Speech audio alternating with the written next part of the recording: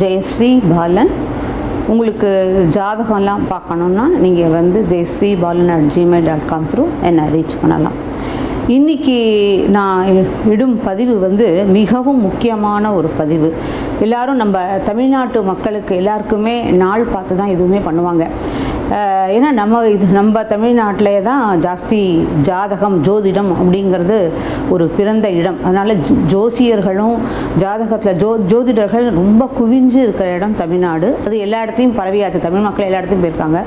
So நம்ம எல்லாருமே இந்த நாள் பார்த்து செய்வாங்க. இதையுமே நல்ல நாள் பார்த்து எந்த காரியமாக இருந்தாலும் செய்யறது. அப்படி செய்யும்போது ஒரு சின்ன சின்ன விஷயம், ஒரு கார் வாங்கியிருப்போம், புக் பண்ணியிருப்போம், அந்த கார் எடுத்துன்னு வர நேரம், இல்லை ஒரு வீடு வாங்குறதுக்கு அட்வான்ஸ் கொடுக்குற நேரம், அது மாதிரி இல்லை மெடிக்கல் வைத்தியத்துக்காக போகிறோம், அப்போ நம்ம வந்து நல்ல நாள் பார்த்து போகிறது. இல்லை ஒரு பெண் வந்து பூ பெய்திட்டாள், பூ பெய்தின நட்சத்திரத்துலேருந்து எடுத்து எந்த நட்சத்திரத்தில் அவங்களுக்கு ஜலம் விட்டு நம்ம விசேஷத்தை கொண்டாடலாம். அந்த மாதிரியான ஒரு சின்ன சின்ன விஷயங்களை வந்து நமக்கு நாமளே வந்து ஒரு நமக்கு சாதகமான நட்சத்திரம், நமக்கு பாதகமான நட்சத்திரம், அதை பற்றி நம்ம தெரிஞ்சு வச்சுக்கிறது மிகவும் நல்லது. சின்ன சின்ன விஷயத்துக்கெல்லாம் நம்ம ஜோதிடரை நாடணுமோ இல்லை பெரியவங்களை போய் பார்க்கணுமோ அந்த மாதிரி எல்லாம் கிடையாது.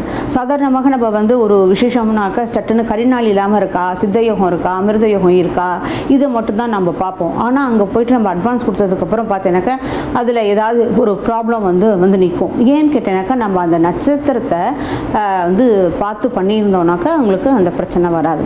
ஸோ அதுக்கு இந்த சக்கரங்கள் அப்படின்னு சொல்லுவாள். ஜோதிடத்தில் மிக முக்கியமான ஒரு விஷயம் சக்கரம். அதாவது சூல சக்கரம், சுதர்ஷன சக்கரம், கால சக்கரம் அப்படிங்கிற மாதிரி அதில் நவதாரா சக்கரம் அப்படின்னு ஒன்று இருக்குது. அந்த நவதாரா சக்கரம் அது ரொம்ப சிம்பிளாக நம்மளால் புரிய வைக்க முடியும். இது நமக்கு எந்தெந்த விதத்தில் உபயோகப்படுத்துறது அப்படின்னு நீங்கள் பார்த்தீங்கன்னாக்க நம்ம நாள் பார்க்குறது மட்டுமே இல்லை.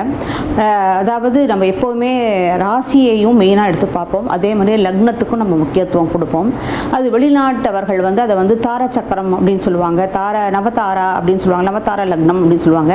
ஆனால் நம்ம வந்து நான் அட்டவணை போட்டு உங்களுக்கு ஒரு சாம்பிள் அட்டவணை போட்டு உங்களுக்கு போர்டில் சொல்லித்தர போகிறேன். அதுக்கு நான் வந்து உங்களுக்கு ராசி லக்னமாக எடுத்துக்கல. ஏன்னு கேட்டேன்னாக்க நம்ம வந்து லக்னத்தையும் வச்சு பார்க்குறோம். எதுக்கு லக்னத்தை எடுத்து பார்க்குறோம் அப்படின்னு கேட்டேன்னாக்க நமக்கு சப்போஸ் தசைகள் வருது, நிறைய மகாதசை நமக்கு ரன்னிங் விம்சோத்ரி தசை நடக்கும்போது நம்ம லக்னத்துலேருந்து எடுத்து லக்னம் ஏதாவது ஒரு நட்சத்திரத்தில் கண்டிப்பாக உட்காந்துருக்கும். அந்த நட்சத்திரத்தை மெயினாக வச்சுட்டு நம்ம இதே மாதிரியே அட்டவணை போட்டோம்னாக்க அப்போது இது மாதிரி நமக்கு சாதக பாதக நட்சத்திரத்தில் ஏதாவது ஒரு கிரகம் உட்கார்ந்துருந்ததுனாக்க அதோடைய புக்தியோ அந்தர்புக்தியோ நமக்கு நடக்கும்போது நமக்கு சில பாதிப்புகள்லாம் உண்டாகும். அந்த பாதிப்புக்கு வந்து நம்ம அழகாக இதெல்லாம் ஒரு பெரிய கஷ்டமே கிடையாது, எல்லாத்துக்கும் ஒரு பரிகாரம் உண்டு. அதாவது ஒரு சூத்திரக்கு புதன் வந்து இந்த மாதிரியான ஒரு பாதக நட்சத்திரத்தில் போய் உட்காந்துட்டுருக்கு, அந்த புதனுடைய இதில் வந்து நட்சத்திரங்களில் போய் உட்காந்துருக்கு. புதன் வந்து பாதக, இது வேறு எந்த கிரகமாக இருந்தாலும் சரி, அது வந்து புதனோட நட்சத்திரத்தில் வந்து உட்காரும்போது நமக்கு சில பாதிப்புகளை கொடுக்கும். அதுலேருந்து நம்ம தப்பிச்சுக்கிறதுக்காக நம்ம வந்து இந்த பச்சை பயிர் தானம் பண்ணலாம். இல்லை சின்ன ரொம்ப பணக்காரங்களாக இருந்தாக்க எம்ராய்டு கிரீன் மரகத பச்சை சின்ன ஒரு ரத்தனக்கலை வாங்கி நம்ம தானம் கொடுக்கலாம். அது மாதிரி எல்லாருக்கும் பச்சை கலரில் கருவேப்பிலை சாதம், கொத்தமல்லி சாதம் அது மாதிரி தானம் பண்ணலாம். குருவாக இருந்தாக்க நல்ல புக்கு, அது மாதிரி கொத்துக்கடலை மாலை பகவானுக்கு போடலாம். அப்புறம் அதாவது ராமாயண புக்கு, ஸ்லோக புக்கு அது மாதிரியானது தானம் பண்ணலாம். சனீஸ்வர பகவான்லாம் கெட்டிருந்தேன்னா சனி பிரதோஷம் பண்ணி சிவனுக்கு தேன் அபிஷேகம் பண்ணலாம், தயிர் அபிஷேகம் பண்ணலாம், பால் அபிஷேகம் பண்ணலாம். அது மாதிரி எல்லா கிரகத்துக்கு தகுந்த மாதிரி சந்திரன் பாதிக்கப்பட்டிருந்தால் சாப்பாடு விநியோகம் பண்ணலாம், சுக்ரன் பாதிக்கப்பட்டிருந்தால் நம்ம வஸ்திரம் விநியோகம் பண்ணலாம், நல்ல ஸ்வீட்ஸ் விநியோகம் பண்ணலாம். இது மாதிரி ஒவ்வொரு கிரகத்துக்கு தகுந்த மாதிரி நம்ம பரிகாரம் பண்ணி நம்ம பழச்சிக்கலாம். ஸோ அதனால் நமக்கு கண்டிப்பாக நம்மளுடைய பிறப்பு நட்சத்திரத்திலிருந்து அந்த கரெக்டாக அந்த 7 9 நட்சத்திரம் வரும். 9வது நட்சத்திரம் வரைக்கும் நமக்கு வந்து 9வது நட்சத்திரம் நம்மளுடைய நட்சத்திரமாக தான் ஆகிடும். அதனால் 8 அந்த 8 வரும்போது நமக்கு வந்து எந்தெந்த மாதிரியான சாதகமாக பாதகமாக அப்படிங்கிற ஒரு விஷயத்தை வந்து ஒரு சாம்பிளுக்காக ஒரு அட்டவணை போட்டிருக்கேன். நீங்கள் என்ன பண்ணலாம், உங்கள் நட்சத்திரத்திலேருந்து ஒரு அட்டவணை போட்டுட்டு நீங்கள் வந்து அதுக்கு உள்ளே நட்சத்திரங்களில் உங்களைய நல்ல காரியம் பண்ணிக்கலாம். வாங்க நம்ம போர்டில் போய் பார்க்கலாம். இப்போது நான் வந்து நவதாரா சக்கரம் for our favourable and unfavourable நட்சத்திரம், நம்மளுடைய நட்சத்திரத்துக்கு எந்த நட்சத்திரம் சாதகமானது எந்த நட்சத்திரம் பாதகமானது அப்படிங்கிறதுலே ஒரு அட்டவணை. அதாவது நம்மளுடைய தார லக்னம், நம்ம எந்த நட்சத்திரத்தில் பிறந்திருக்கோம் தார லக்னம், அதுக்கு அடுத்துலேருந்து பாருங்க நெக்ஸ்ட் வரணும். உத்திரட்டாதி, ரேவதி, அஸ்வினி, பரணி, கார்த்திகை, இப்படி நம்ம இங்கேருந்து தான் நம்ம வரோம். அப்போது பார்த்தீங்கன்னா நம்மளுடைய பிறப்பு நட்சத்திரம் உத்திரட்டாதி நட்சத்திரமாக இருந்தால் உத்திரட்டாதி, பூசம், அனுஷம் இது மூணுமே சனீஸ்வர பகவானுடைய நட்சத்திரம். இங்கே சனின்னு போட்டிருக்கேன் இல்லையா? அதாவது ஜென்ம நட்சத்திரம் அப்படிங்கிறத வந்து நம்ம நல்லதாகவும் எடுத்துக்க வேண்டாம், கெட்டதாகவும் எடுத்துக்க வேண்டாம். ஏன்னாக்கா எப்போ ஒரு பிரசவம் அப்படின்னு வரும்போது அம்மா மட்டும் கஷ்டப்படலை, அந்த குழந்தையும் கஷ்டப்படுறது. பிரசவம்ங்கிறது அந்த குழந்தைக்கும் உடம்பு முழுக்க வலி, அது ஏன்னா அதுக்கும் அவஸ்தை உண்டு. அதனால நம்ம சாதாரணமாக ஜென்ம நட்சத்திரத்தில் நல்ல காரியம் பண்ண மாட்டா. ஆனால் நம்ம வந்து இது வந்து நான் நாட் குட் நாட் பேட்னு தான் நான் எடுத்துக்கிறேன்.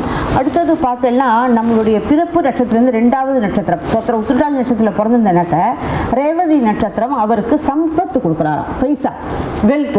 அதனால நீங்கள் ரேவதி நட்சத்திரம், அதான் ரேவதி நட்சத்திரங்கிறது புதனுடைய நட்சத்திரம். ஸோ ரேவதி, ஆயில்யம், கேட்டை இது மூணுமே உங்களுக்கு புதனோட நட்சத்திரம். இந்த நட்சத்திரம் வரும்போது உங்களுக்கு பைசாவை கொடுக்கும்.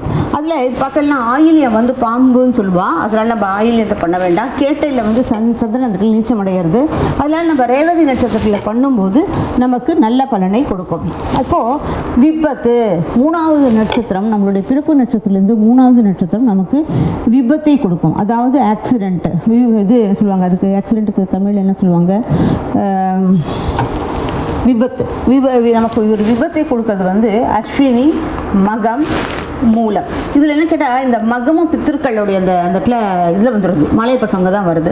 ஸோ மூலமும் உங்களுக்கு ஃபயர் இதில் பெறுறது.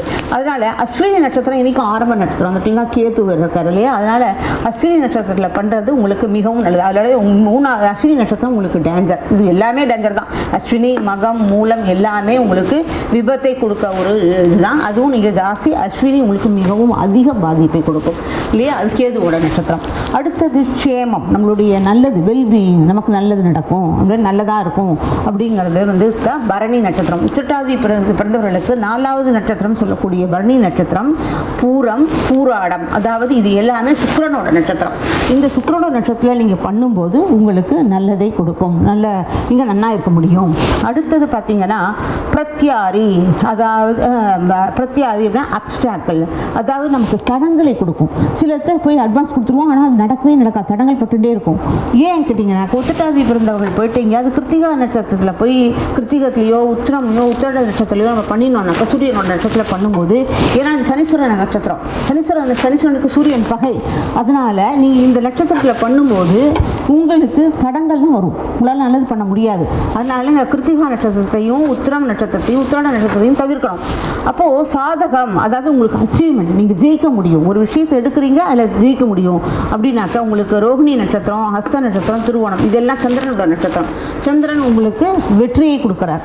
அதுக்கு அடுத்தது நைதன்யம், அதாவது டெத்து. இதில் மிருகசீஷம், சித்திரை, அவிட்டம், ஏதாவது சனியும் செவ்வாயும் சேர்ந்துருந்தாலே ஆக்சிடென்ட், டெத்து தான். ஸோ அதனால் உங்களுக்கு வந்து அந்த செவ்வாய் சொல்லக்கூடிய மிருகசீஷம், சித்திரை, அவிட்டம் இந்த மூணு நட்சத்திரமும் உங்களுக்கு மரணத்தை கொடுக்கும். அதாவது உங்களுக்கு மரணம்னா மரணம் இல்லை, மரணத்துக்கு அதுக்கிட்ட போயிட்டு வந்துடுவீங்க. ஸோ அந்த மாதிரியான ஒரு விஷயத்தை கொடுக்கும். இப்போது மித்திரம் அப்படின்னா ஃப்ரெண்டு, சாதாரண ஃப்ரெண்டு, அவ்வளோதான். அப்படின்னா யாரு கேட்டால் திருவாதிரை, ஏன்னா சனியோடைய வீட்டில் தான் திருவாதிரைக்கும் வீடு இருக்குது. அதனால திருவாதிரை, சுவாதி, சதயம் இதெல்லாம் வந்து ஃப்ரெண்டு. ராகு வந்து ஒரு ஃப்ரெண்டு சனிக்கு. ஆனால் பரமமித்ரு யார்? ரொம்ப நல்ல ஃப்ரெண்டு, குட் ஃப்ரெண்டு. நீங்கள் நம்பி நீங்கள் அஸ்வினி இது உத்திரட்டாதி நட்சத்திரக்காரங்க யாரை நீங்கள் ரொம்ப நம்பலாம் அப்படின்னு கேட்டிங்கன்னாக்கா புனர்பூசம், விசாகம், பூரட்டாதி இந்த மூணு நட்சத்திரமும் உங்களுக்கு அதிமித்ர நண்பன்டா அப்படின்னு சொல்கிறாங்களே தமிழில், அது மாதிரி அவன் தான் நண்பன். இவா மூணு பேரும் உங்களுக்கு மிக நல்லது பண்ணுவாங்க. ஜூப்பிட்டர், புனர்பூசம், விசாகம், பூரட்டாதி இந்த மாதிரி நட்சத்திரத்தில். இதை வந்து நான் ஜென்ம நட்சத்திரத்துலன்னு சொல்லியிருக்கேன். அதே நீங்கள் வந்து உங்கள் லக்னம் இந்த நட்சத்திரத்தில் இருந்தால் அந்த நட்சத்திரத்தில் இதே மாதிரியே இந்த ஒரு பாதிப்புக்கு கூடிய நட்சத்திரத்தில் ஏதாவது ஒரு நிகழ்வு உட்கார்ந்துருந்தனாக்க நான் சொன்ன மாதிரி நீங்கள் பரிகாரம் பண்ணிக்கலாம். பண்ணிட்டு நீங்கள் வந்து உங்களுக்கு வர கெடுபலன்கள்லேருந்து நீங்கள் உங்களுக்கு தப்பிச்சுக்கலாம். நான் சொல்லி கொடுத்துருக்கிறது உங்களுக்கு நல்லா புரியும்னு நினைக்கிறேன். நீங்கள் எல்லாரும் அவங்க நட்சத்திரத்துக்கு தகுந்த மாதிரி இந்த மாதிரி நான் ஒரு சாம்பிள் போட்டிருக்கேன் இல்லையா, அது மாதிரி நீங்கள் வரிசையாக நட்சத்திரம் போட்டுண்டு அதுக்குடைய ஒரு அட்டவணை மாதிரி போட்டு உங்கள் நோட்டில் வச்சுக்கிட்டீங்கன்னாக்க உங்களுக்கு எந்த நட்சத்திரங்கள்லாம் பாதிப்பு கொடுக்குமோ அந்த நட்சத்திரங்களை நீங்கள் நல்ல காரியங்கள் பண்ணிக்கிறதுலேருந்து நீங்கள் தவிர்க்கலாம். இதை நீங்கள் அடுத்தவர்களுக்கு ஷேர் பண்ணும்போது இது அடுத்தவர்களுக்கும் நீங்கள் செய்கிற ஒரு உபயோகமாக இருக்கும்.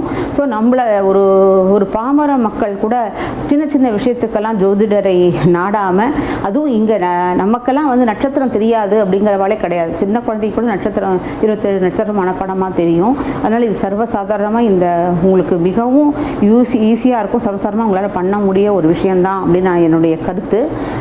உங்களுக்கு பிடிச்சிருக்குன்னு நினைக்கிறேன். அடுத்த வீடியோ நம்ம வந்து கேது மக நட்சத்திரத்தில் இருந்தால் எப்படி இருக்கும் அப்படிங்கிறத பற்றி உங்களுக்கு சொல்லலான் இருக்கேன். அதே சமயத்தில் உங்களுக்கு வந்து தசாம்ச, அதாவது கரியரில் வந்து ஒருத்தர் சர்வீஸ் பண்ணணும் அப்படின்னாக்க அதை பற்றி உங்களுக்கு கிரகங்கள் எந்த மாதிரி உங்களுக்கு அனுகூலமாக இருக்கும் அப்படிங்கிறத பற்றியும் ஒரு வீடியோ ரிலீஸ் பண்ணலான் இருக்கேன். ஸோ இதுதான் நான் வந்து ஆக்சுவலாக உங்களுக்கு இது வந்து உங்களுக்கு இதில் கூகுள் ஸ்டைலில் போட்டு காமிக்கலாம், பவர் பாயிண்டில் போட்டு காமிக்கலாம்னு நினச்சேன். ஜெயலலிதா ரஜினிகாந்த் உடைய இது ஹாரோஸ்கோப்பை பற்றி உங்களுக்கு போட்டிருந்த போது அதில் ஜாஸ்தி வாய்ஸ் சரியாக ரெக்கார்ட் ஆகலை, அதனால தான் போர்டில் உங்களுக்கு போட்டேன். உங்களுக்கு பிடிச்சிருக்குன்னு நினைக்கிறேன். நெக்ஸ்ட் வீடியோவில் உங்களை மீட் பண்ணலாம். என்னுடைய வீடியோவை பார்த்ததுக்கு ரொம்ப நன்றி. வணக்கம்.